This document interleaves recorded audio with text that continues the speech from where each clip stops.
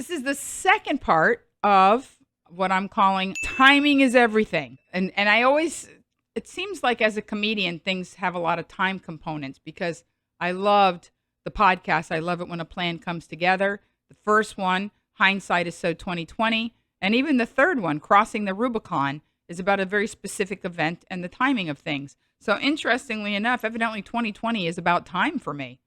And how does that even sound? It's about time. It is about time. And a lot of great things have happened. Wonderful things. So the second part of this is that once I changed the rules of engagement, once I decided how I wanted to move forward, it felt peculiar. It felt very peculiar because I was in some unknown territory. When I stopped being a people pleaser, when I stopped doing, and to be perfectly candid, I have slowed down. This was not like a radical, like I'm quitting smoking cigarettes or I'm giving up heroin. Like I have been working on not being a people pleaser or not driven by familial inculcation for years. That's how I was able to lose pounds and sit before you on my birthday at my goal weight that I've been at pretty much for 10 years, more than that at this point, almost, yeah. Because the bottom line is, and I say this all the time, but it bears repeating, you can't take the pounds off until you take the weight off. You have to figure out for yourself. Just like I had to read the fine print on my credit card and my 401k and all the new stuff coming out because of COVID and all the new rules and all the changes in penalties or lack of penalties or even paying reduced rates on your rent or whatever's going on. I had to jump in the middle of that chaos, as did almost every other American. The difference is I embraced it because I was already moving in a direction at the beginning of 2020. If you listen to Hindsight is So 2020, you'll think, well, I might have recorded it after COVID already started, but I didn't. I was already deciding because 2020 was a big 2020 that, hey, what got me here will not get me there. What am I changing? So I changed the rules of engagement, how I engage with my money, how I engage with social media, how I engage with my time, how I use my time, how I engage with other people that I care for, to the degree that I care for them, and to be honest with the degree that I care for them. That was a big challenge. There were people that I had to look at myself, look into my soul and say, let's be honest, if you met this person today, they wouldn't be your friend. They're grandfathered in for a multitude of reasons. None of them bad. Grandfathering somebody in comes from a good place. So yeah, did I take the grandfather clause out? Absolutely not. But did I shift on how I felt about it? I'm going to tell you a little something about the truth. It's nobody's business. Your truth is between you and whatever you believe. If you believe in God or don't believe in God or the universe or a benevolent force, it's not between you and your spouse, you and your kids, you and your bestie, unless you choose it to be. I tell people all the time, I tell my friends when we're talking about a challenge, something that's really causing them woe, I'll say, tell yourself the truth about it. Tell yourself the complete truth. And then they'll start to speak and I'll say, I don't want to know. It's between you and God. You're going to filter it anyway if you're saying it to me. It's almost inevitable that you have to as a human.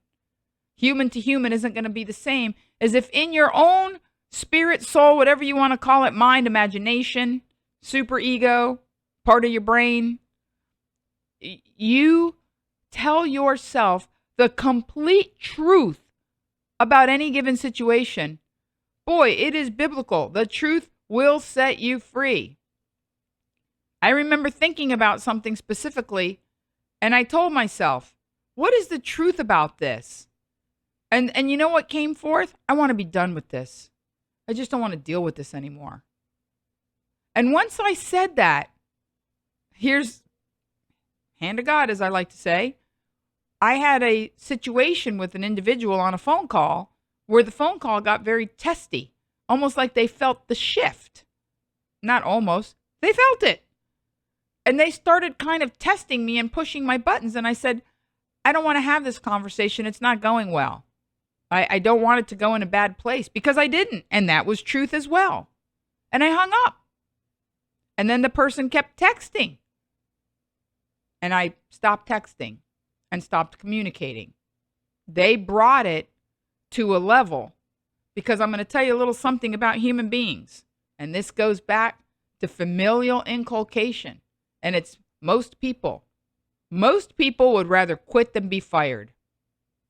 When you change the script on people and they can't run their games on you anymore, they will pick a fight with you, even though you're doing the right thing, even though you're a nice person, even though you're trying hard to salvage the relationship on some level. Do not feel bad if people leave your life, even if you love them. There's a reason. They quit. Maybe on some level you were getting ready to fire them, or you didn't feel good when you were around them, or you were challenged, and after you hung out with them, you were in a dark place or a depressed place, or you were like, why do I do this to myself? And then, because we have these weird reverse egos that come from some sort of who knows what rules, that's why it's rules of engagement, or our Judeo-Christian upbringing, we are like, why do I do this? Well, because I'm hoping that they'll stop feeling a behavior that irritates you. I want to be a good influence. It's the right thing. It's the Christian thing. It's the Catholic thing. It's the Jewish thing. It's the Portuguese thing. Whatever it is. It's the Greek thing. Spray Windex on it. Whatever it is. I have been enjoying, reveling, swimming around, using this chaos, not only to shift my rules of engagement, but to very much shift my perspective on every single thing that's happened. I go, so I got that going for me. You know, like, yeah, great. This is great. I was talking to a girlfriend, a dear friend, someone that I very much care for, who was out here, that now that I've cleared the field is much closer now. We're closer. And she was saying that very female of things. She's like, well, you know, I'm a natural born people pleaser. No, you're not. You were prior to this conversation. Now, I want you to think about how often you argue for your limitations. How often do you defend a bad behavior by saying, well, you know, my mom was like that, or that's where I get it, or I come from a family of. How frequently do you defend? Because you know they're on some sort of trial, they're being judged when you do something and your friend goes like, why did you just do that? Well, sometimes you'll be talking to somebody about a problem in your life, and in the course of the conversation, someone you care about and respect will go, well, maybe you shouldn't do that anymore. And rather than go, you're probably right, you go, I know, but, you know, and you're basically saying, I'm going to keep doing it. It's going to make me miserable. But it's what I know. It's a familiar miserable. And you know what? I don't have those conversations anymore. I don't. When people call me and we're having a conversation and they're talking about a behavior that's caused them grief, I don't even say, why don't you look at that? In my own mind, I just like a doctor. How many billable hours have I used having this same conversation with this person over the years? And is it worth my time? If they're a non-compliant patient, you know, if you had a doctor, no matter what you paid them, I'm going to tell you right now, I used to be chronically late. I made a lot of money on the radio. You know, I worked hard. I got up at 3:40 in the morning. I was talking by 5 a.m. and I did that for years. But because of that, every other aspect of my life, I use that as an excuse. I get up early. I work hard. I actually had a Pilates instructor. Pilates, not even a doctor or a hypnotherapist. Pilates instructor say, I'm going to have to drop you as a client. And I was like, what? He's like, you're always late. I'm like, but I pay you for the full hour. He goes, yeah, but you're not going to get the results. I don't want you walking around saying you're my client when you're just basically paying to waltz in and not do what it is you're supposed to be doing. It's not a good advertisement for me. It doesn't make me feel good about what I'm doing. I remember thinking, you mean you're not just doing it for the money? You really actually care that I have results? Guess what? I showed up on time. There was something about him dropping me, about saying, I don't want you to come. I don't want your money. I'll take your slot and give it to somebody that'll be waiting in the lobby until I can get to them.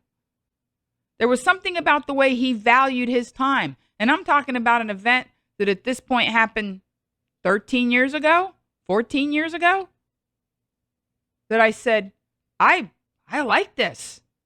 Did I adapt it immediately into my own life? No. But did his rules of engagement affect me and change my behavior? Absolutely.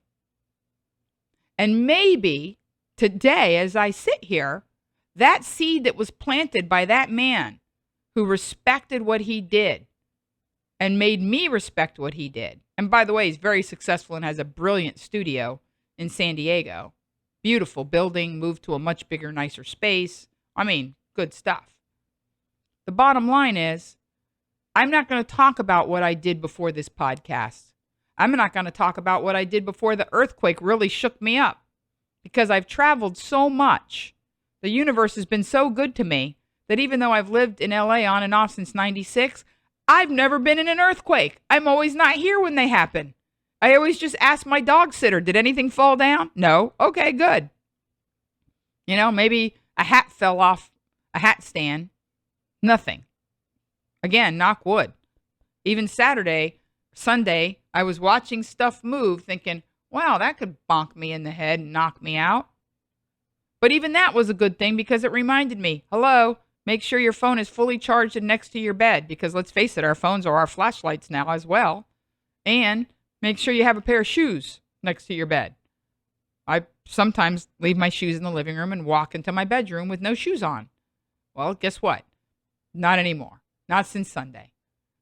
So from today forward, from my birthday forward, from Sunday forward, every day you wake up, you have 24 hours in your bank account of Eunice.